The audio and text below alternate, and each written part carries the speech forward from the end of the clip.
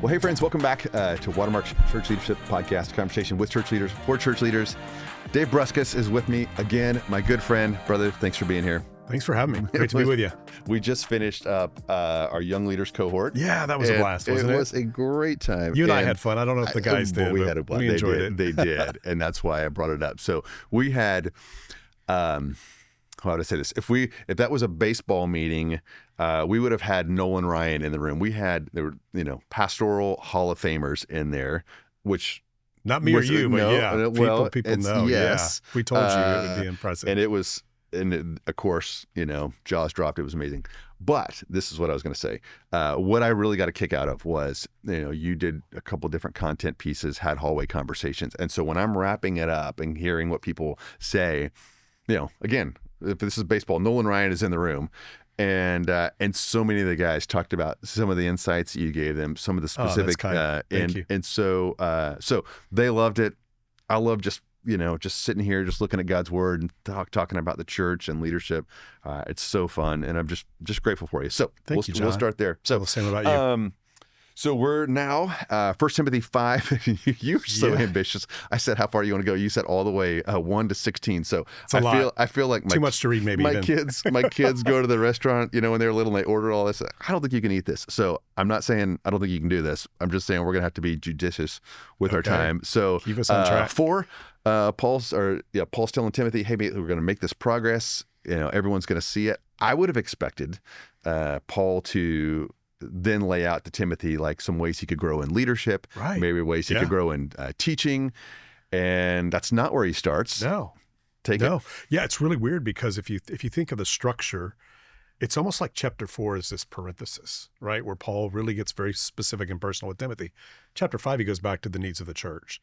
So we're going to talk about relationships in the church, widows, and then elders. Probably not today, of what do you do when an elder needs to be corrected? Yeah. And then 6, he's going to talk about how to handle people with wealth in the church. And so, we have this brief interlude where Paul's going to pull Timothy in and get real close and say, here's what you need to know. And then he's going back to the church in this passage. Yeah. But I love the transition he makes from going to what Timothy needs to be doing personally to then he speaks relationally. Yeah. Timothy, this is how to steward the relationships God gives you in the church. And it's brilliant. It's simple, but it's brilliant. The overriding idea is the church is a family.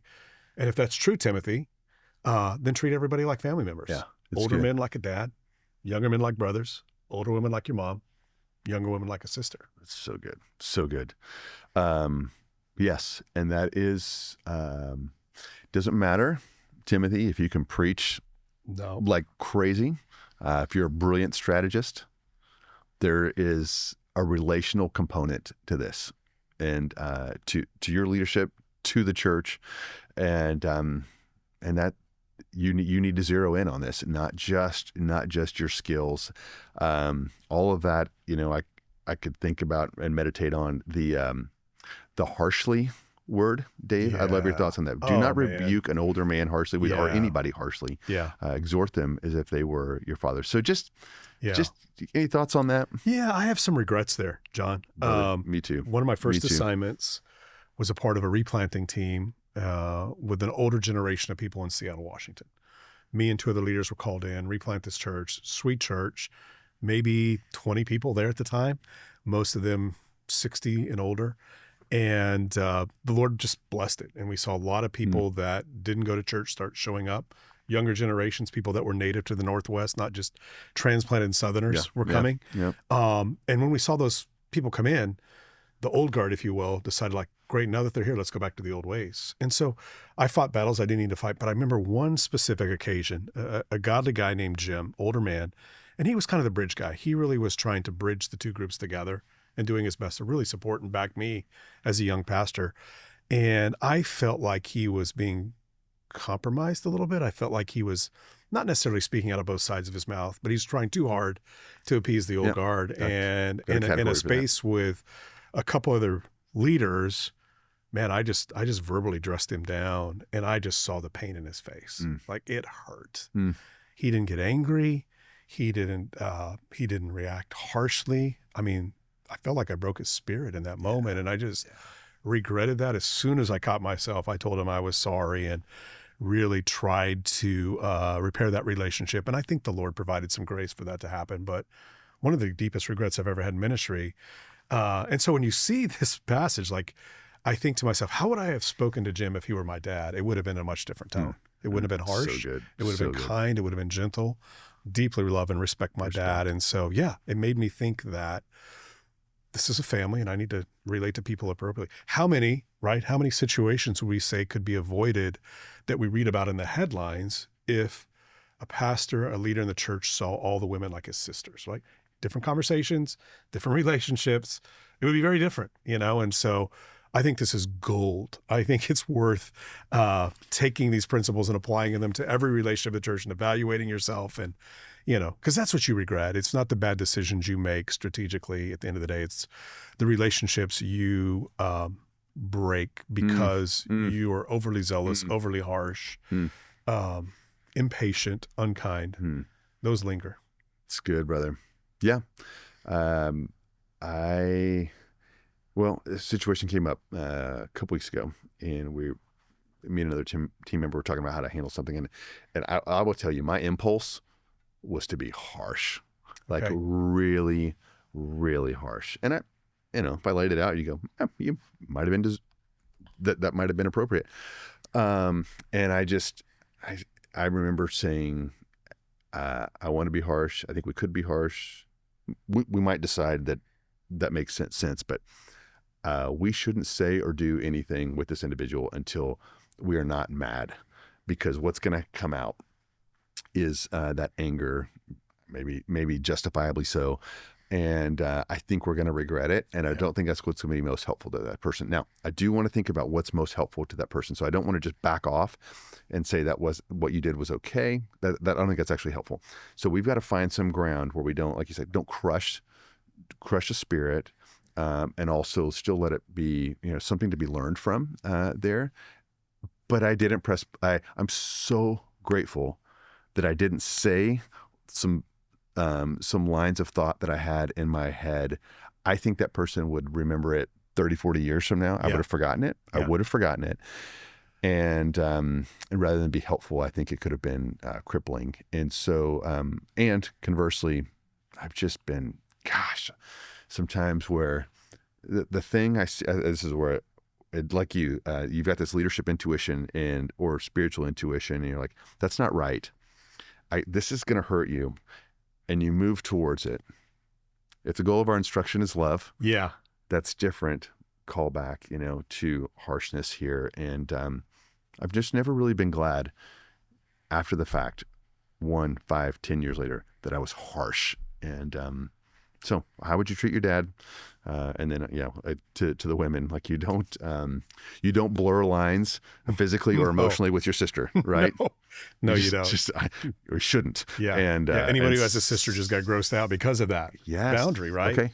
Why shouldn't we have the same approach? Somewhat of the opposite. And it cuts both ways, right? To your brother, if you're a woman, that makes it real clear. Like I just would never, I would never do that. So, okay, brother, there's so much here. So two thoughts I have real quick that I want to add to this. One is, because I've seen this happen. I was working one time with a younger leader who was maybe 10 years older than at the time. This man was probably in his 40s, and he had guys that were late 20s, early 30s that he was leading. And so if you think about this passage, you would think in terms, okay, he needs to respond to those men as younger brothers. And he was going around the circle and criticizing each one of them in front of the others. And I remember watching them, and I thought, oh, wait, this dynamic is different than a brother to brother. So I remember pulling him aside and saying, hey, I know you think of these men as your little brothers and they see you as big brother, but actually because of the authority of your position, you're a spiritual dad to them. Yes. And so if a brother punches another brother in the shoulder, we call that horseplay. If a dad hits a kid, we call that abuse. And I said, man, be careful here. So good, be mindful of that. Sometimes, even when you're younger, even just by a few years, but you have the role of preaching week in and week out. You have a place of authority. You're more like a father figure. And so treat them like your sons. Brother. I just think Timothy had a difference. Here's the other thing I would say. And I've seen this in young leaders. I so appreciate that young leaders want to protect themselves in their purity when they interact with women, but it's almost as if they don't relate to women at all. And if you so again, borrowing on this analogy, if in your family of origin, you never looked at, never spoke to, never even acknowledged your sister, we'd say that's a really dysfunctional family. And so Yes. have a familial relationship, have an appropriately pure relationship with women, but treat them like family, treat them like you would yourself, know them, care for them, engage with them, understand them, value them, respect them. Yeah. And I think, that's right. Sometimes in a desire to be pure and holy, you don't want to get anywhere near the line, but what ends up being is you're almost, what's communicated almost is like, hey, I think you're a sexual predator. So I'm going to say as far as, she's your sister, she might be, just like you might be a sexual predator, but don't stray. Yeah, don't be walled off because you add it hurts, and then you add shame to it because So yes, it's a beautiful thing when people are using their gifts. All genders are represented. There's a familial, like a healthy family, of men and women, boys, girls, older men, older women, all working together, and it's not weird. That's a good thing. And then I'm really glad you said that about older men to younger. And I feel like maybe some of this is a little bit in a rearview mirror, but in our tribe, it was like bold, clear leadership was to be harsh, especially to put young men in their place. And I think maybe we're moving past that, but it's still going to show up. See it every now and then. You're just being mean, or you're just being a jerk. You're not being clear. And Pete Hughes in the UK, I heard him. He's mentioned this phrase: "Hey, a father shows up with great delight." Yeah, brothers show up and compete, but a father shows up with great delight. So the older you get, when you're working with young leaders, just remember that posture. I'm showing up. My first posture is great delight. I'm not competing with you. I'm trying to help you, and I'm trying to encourage you, just like a good dad would do. And that happens a lot quicker, I think, than some people think, and they need to start moving into that mode rather than just the admonition, and definitely not to be harsh, but just to be an encourager. Show up with great delight. That's an amazing phrase that's been helpful to me when I walk into. That is super helpful. Okay, Dave, so here comes widows. Yeah. And we've got, that's great. Yeah. In the family, and I think he's laying out plans for the church. This is how we're going to handle some of this stuff. So you want to explain what was going on? Then always now, same kind of thing. Yeah. Yeah. So, obviously we have to contextualize this, right? It's in that culture, there was no governmental safety net. Yeah. Like we have in our country today, where we have things like Social Security and Medicare and Medicaid and social subsidy programs that take care of people that don't have anybody else. Yeah. Wasn't the case there in Ephesus. Right. If you were a widow, you were vulnerable, right? Who was going to provide for you? Who was going to protect you? So you're vulnerable. And it seems as a continuation of the Old Testament into the New Covenant, it's this idea that one of the ways we best reflect the kindness and the love of God is we take care of widows and orphans, right? We just take care of them. They're not going to go unprotected. They're not going to go unprovided for. And so I think this is a big gospel issue because it conveys to the rest of the culture outside of our God takes care of his people, and he does it through his people. And so so it would seem that there are a lot of widows at this church. As a matter of fact, we're going to find out as we look at other passages later that one of the strongholds the false teachers were getting is they were getting in the homes of younger widows and creating almost a beachhead for their false teaching. Yeah. And so it's a deal. But with the older widows, the big problem here is there's no one to provide for them. There's no one to protect them. And so I think they were put on the payroll. I think you see the qualifications of, okay, the church is going to then pay them and provide for them. But there are conditions to it, which to me are fascinating. Yeah. What are those conditions and why? Yeah. And I love this because I think where oftentimes, particularly, you alluding to just a minute ago, how a lot of times our churches are focused on younger men, right? Because in many ways, culturally, statistically, younger men are more at risk than younger women. But I don't know that we always give young women an image of what does it look like for there to be female godliness. What would that look like? And I think we see a brief picture of it. So if you look at the elder and you're saying, hey, I may never be an elder as a man, but here's some characteristics to aspire to that are good things. Yeah. I think there's some things here for women. You see a sense of deep love and care for the church. You see someone who's clothed in good works, having cared for the poor.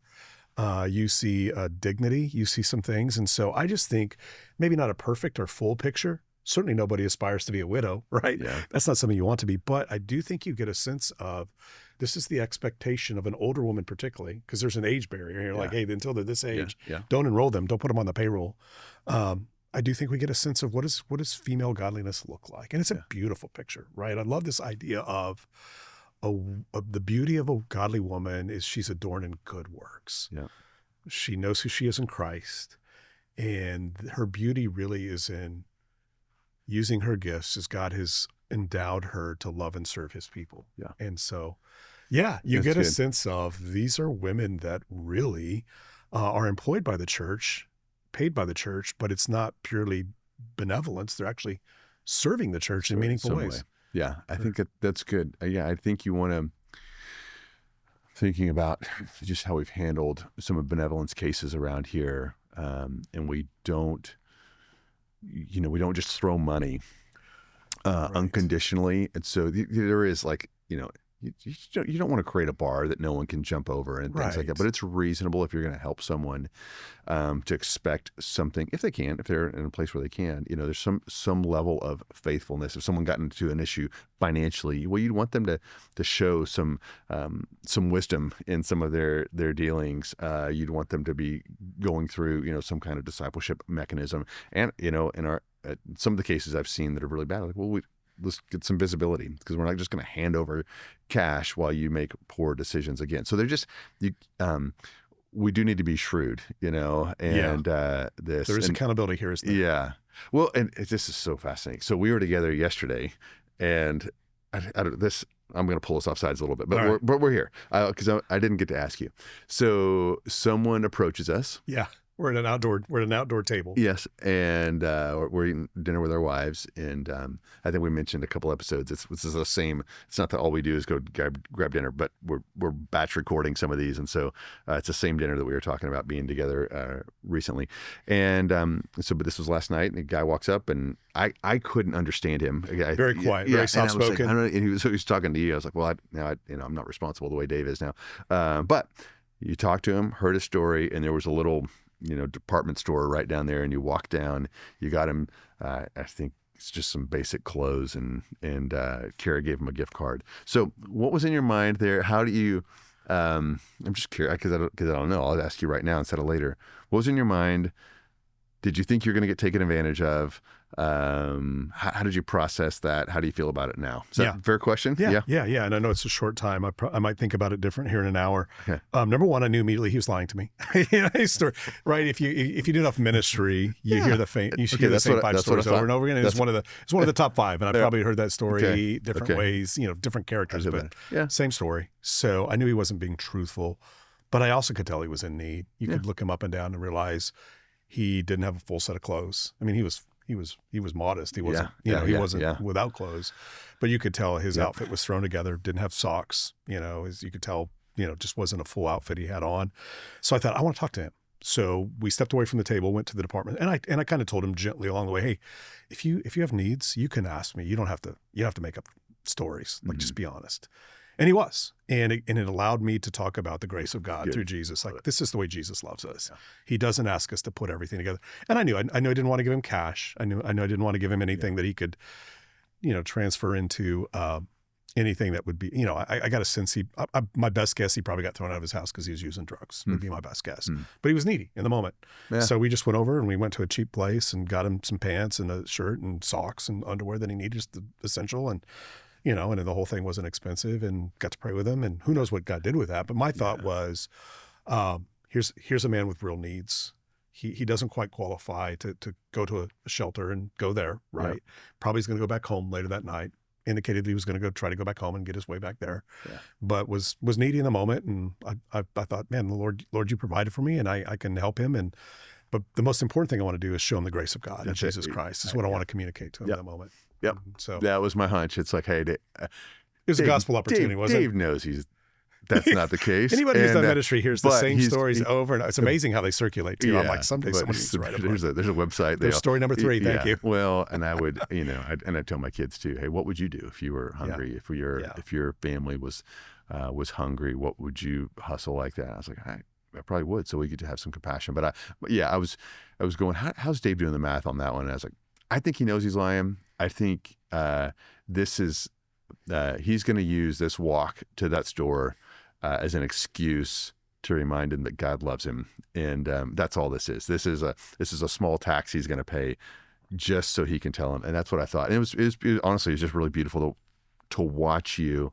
What would I say? It was nothing about that was forced or awkward. There was a compassion for people who are hurting that just came out in both you and Kara in real time. I was like, I want to be more like that. So that was.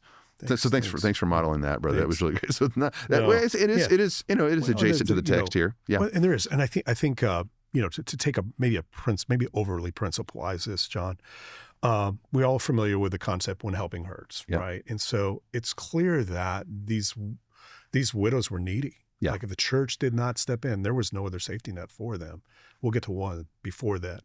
But the one question you do ask everyone who is a widow first before you put them on the payroll. Yeah. But it was so important. And it was so important for the integrity of the gospel to the community that was looking on, that God cares for his people.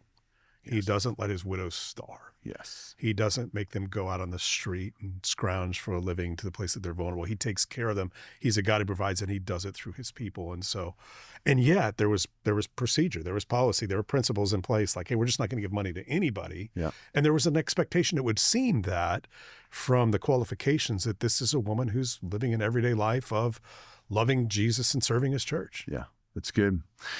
Yes, friends. Yeah. So, if I forget to say this, there is a theme in Scripture: widow, orphans, foreigners, just people who are just vulnerable that God cares deeply about. You're not to take advantage of them. And what is true religion? It's to care for them. And it's almost like a marker. Hey, you can do whatever you want, but just make sure you're caring for the vulnerable. And when I read the passage this morning, I was thinking, woe be it to us if we get really, really good at just creating systems and programs and churches and, offering religious goods and services, but we don't care for the vulnerable. Yeah. May that not be said about God's church. May it not, and Paul's saying, hey, right out of the gate, as we start this, this church thing, the church era, that's important. And friends, it is today. Like whatever we do, we've got to find some way to be involved, care for the vulnerable. And which doesn't mean you might not need a food pantry. You might not need to put people on the payroll, but there's a thought that God didn't bless us for us. He didn't just give us stuff for us. He didn't give us buildings so that we could, be in climate-controlled spaces to fill in the blank on Bible studies. Like there is something in the heart of God that cares about those who are vulnerable, and that's the part of being a leader is making sure that's part of the fabric of your church. However you do it, there's so many ways to do it. So, Dave, you said you just kind of tipped your hand. Hey, there is a qualification. You want to talk about that? And there's a caveat that I think before we hit record, you referred to as haunting. So how about you introduce that? It is a haunting passage. It is. Maybe that's one part of it that's worth reading. I don't know. Let's do it. Let me get it right here. Okay, so verse 8. 1 Timothy 5:8. So he's talked about widows and those who are in need, and so he kind of is giving some instructions there. And then verse 8, anyone who does not provide for their relatives or the family, and especially for his own household, has denied the faith and is worse than an unbeliever. And I take it unbeliever. It's not just saying someone who's like far from God. We're talking about selfish pagans. Like it's a strong word. Boom. Hey, if you don't provide for your household, for your family, you're worse than a selfless, godless pagan. And I see that, I go, my goodness. So of course my kids, they all have food and clothing and shelter, and it's the extended family for me, Dave. So this will be a great, because I've watched you. I think you've done an amazing job. I'd love to. Why don't you just share the ways you've thought about that? But so both of Pam's dad, my dad has passed, and we have widowed mothers-in-law, and I think about that verse, and we, their needs are met. That they don't have the physical. Well, one of them doesn't have real physical needs, but I just go, man. If I did a bunch of stuff for God's church and rolled out programs, Reengage helps a bazillion people, Church Leaders Conference helps a bazillion people. We've got, other ways we're serving churches. And my mother-in-law is not well taken care of. Good grief, man.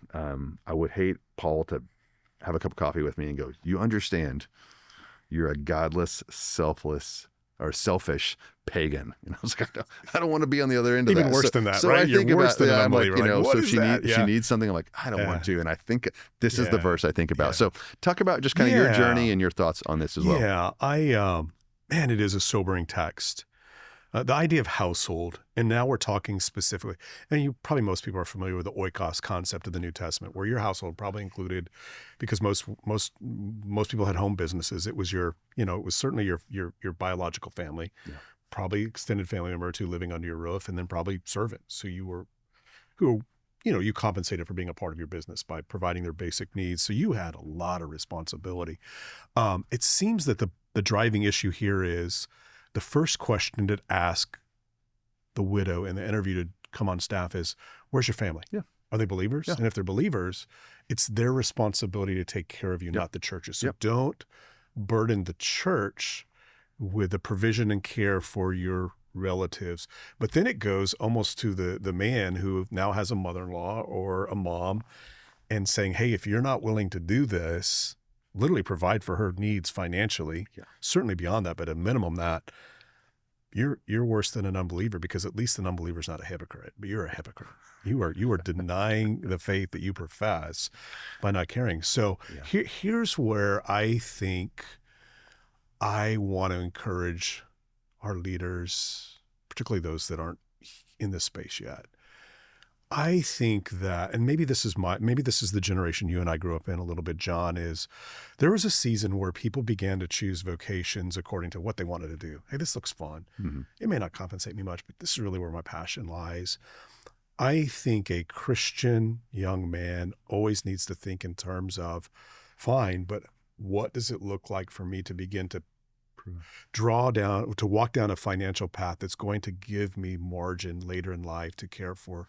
If God would give me a wife and kids, great, but especially my parents. Like, what does it look like for me to be able to say, Lord, someday I may have to step into this space. So it's kind of it sounds like I'm a little bit of a Dave Ramsey thinking thing here. That's not where I'm going. You are. If people have forgotten, you are an accountant. I am. But I just think that when you look at your occupation, when you look at your finances, it can never just be about you, that's right? good. Especially for young single men. Like, hey, think about what you might do. And it's not about making money. It's not about getting rich. It is, however, loving people well and knowing that maybe I need to create margin financially in my life, not so I can have a really nice house or a better car or a rich savings account someday. Maybe I need to think about, how am I going to take care of my parents? Because that's what God's going to hold me accountable to do. Yeah. Yes. If your sourdough bread Instagram channel is not panning out, get a job, One that actually pays money. And so you don't have to put your mom and dad up in and maybe that's the test. Are you on a path that you could provide for your family? And if need be, your parents could move in, which is not that different, depending if you can drive your lifestyle stake correctly. It's not that you have to have an exorbitant amount, but you're even that category. This isn't just about me, just about my passions. It's I think your admonitions, like think beyond just yourself, and think about one of the roles, especially as a man, is a provider. Yeah, which is not the most expensive zip code in the city. That's not that.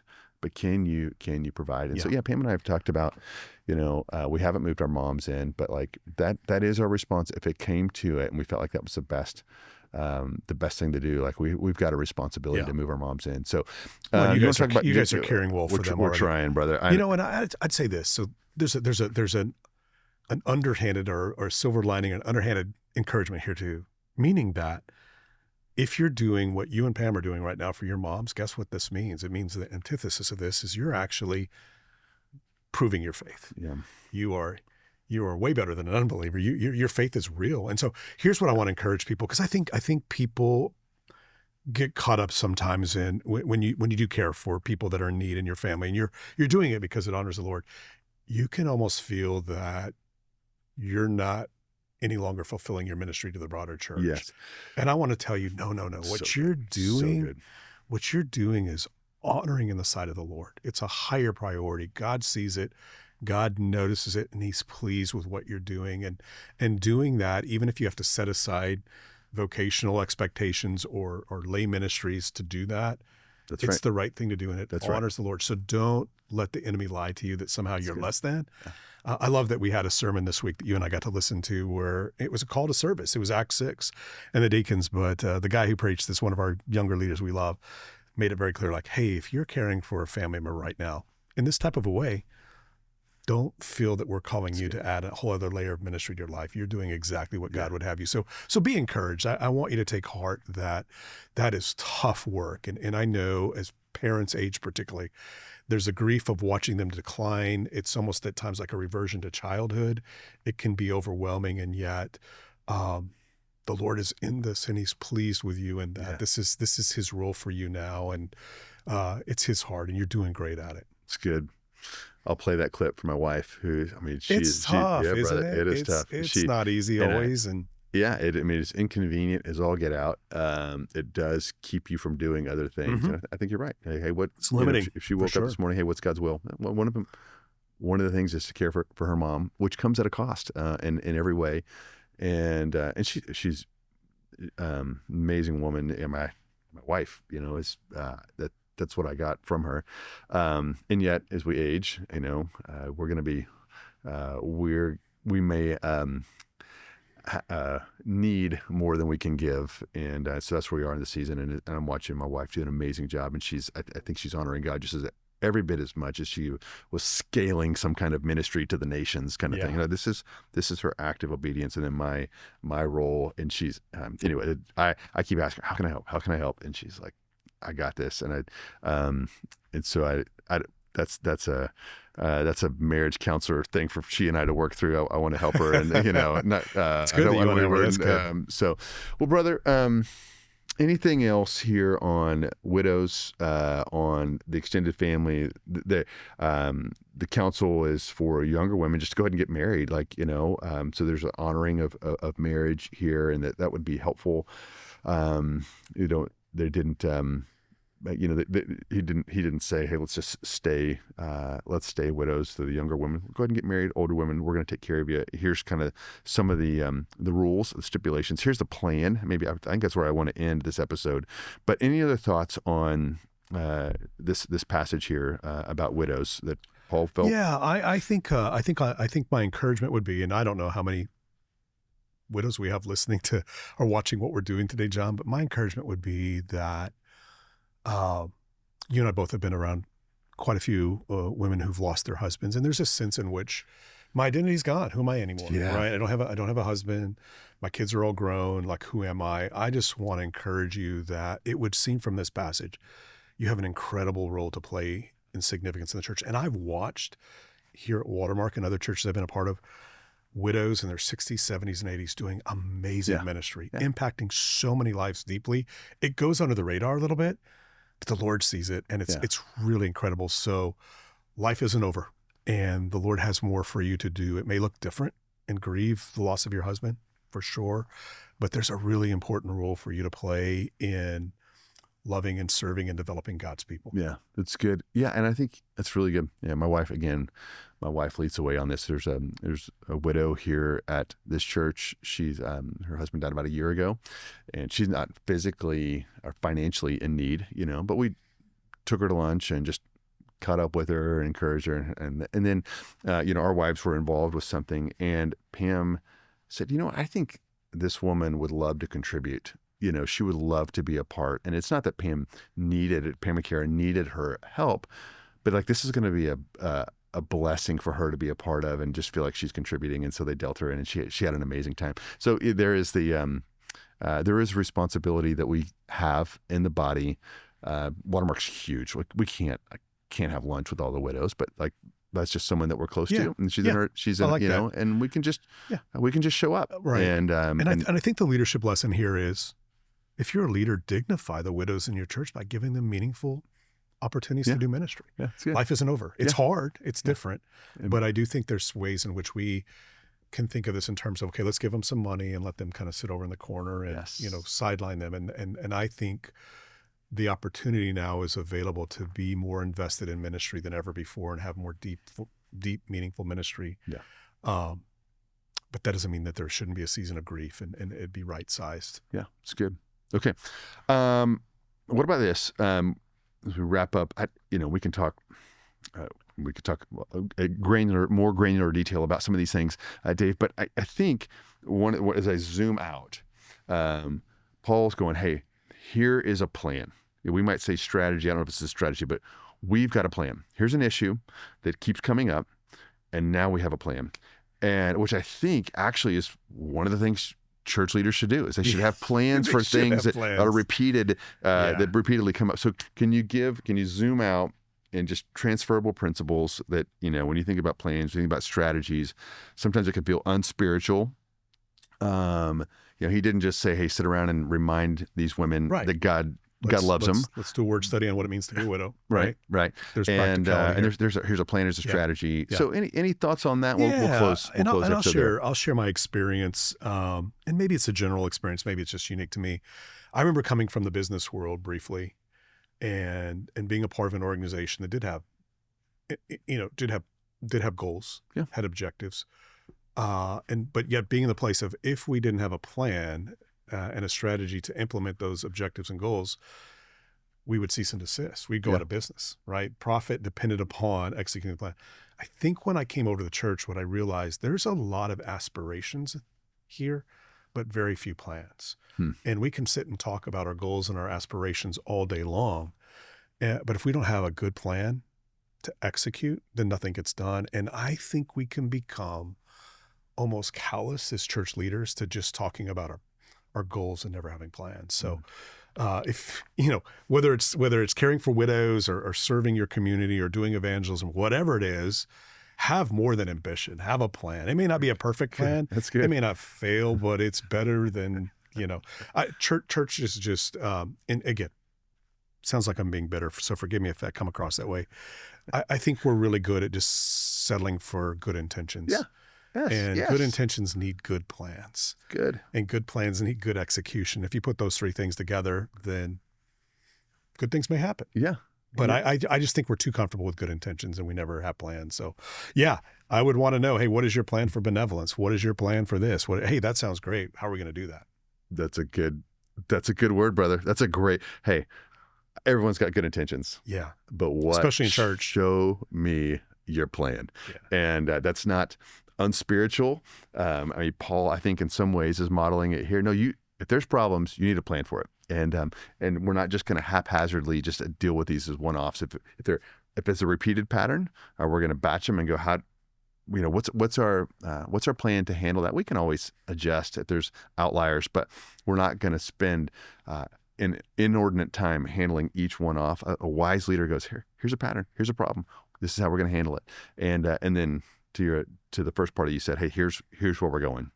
We're not just going to just only keep showing up. We've got a destination. That's what a leader does. You don't have to go to the extremes around that, but people want to know where you're going, and people want to know that you have a plan if they're going to follow you, and not just good stories, not just good insights on the text, or be a fun hang. They want to know what the plan is, and that's part of spiritual leadership. So, and you and I both have been in churches that perhaps we visited where you can just get a vibe. You walk in, maybe it's your first time there, and you're like, oh, this is the preacher that cried wolf, right? Here's the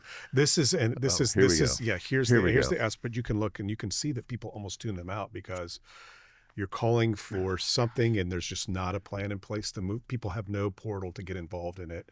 And they tune you out after a while, like, oh, that's nice. And so we don't want to be that, right? We don't want to be hasty. Yeah. We don't want to be activists without a deep, abiding relationship with Jesus Christ. But that should turn to action. So I'll stop. Oh goodness, I didn't see that coming. So yes, I'll say it another way. You do not want to be the kind of leader that you stand up there with a new idea. Kind of the we're gonna love widows this year. Okay, right, instead of Jelly of the Month Club, it's your idea of the week. And what happens is people in the pew, people that you have influence, they will have a posture. This too shall pass. Yeah. There's no way I'm going to get behind that idea because I know you can't remember it. Correct. Yeah. And you won't be driving this. This won't be important to you 2-3 years, 2-3 weeks, months later. And so friends, if you have a plan, like, you could, and you should probably be improving it along the way, but don't roll something out that you're not willing to stick with. That is part of leadership. You said execution a while ago, and it's not a very, exciting word. But that is part of leadership. I'm seeing guys give aspirational visions and things like that with no plan and then no accountability to execution. That's a whole nother podcast series, not where I thought we'd ended, but that's important, friends. Well, friends, hey, listen, this passage is in here because God preserved it. All scripture is God-breathed. It's useful for teaching, rebuking, correcting, and training in righteousness. It's part of what he wanted us to have as we think about leading and serving the church. So there's value here. And so care for the least of these, in a way that makes sense in your context. And then make sure as a wise leader, you've got plans that you've prayed about, you thought about, you've explained to other people, and that you're willing to see through. And do so always, with the power and grace of God, not just your own strength, not do it out of joy, not out of a burden. So thanks so much for listening. As always, if we can help you, if there's ways we can serve you, you've got ideas for us, clp@watermark.org, clp@watermark.org. And we'll talk to you again next time.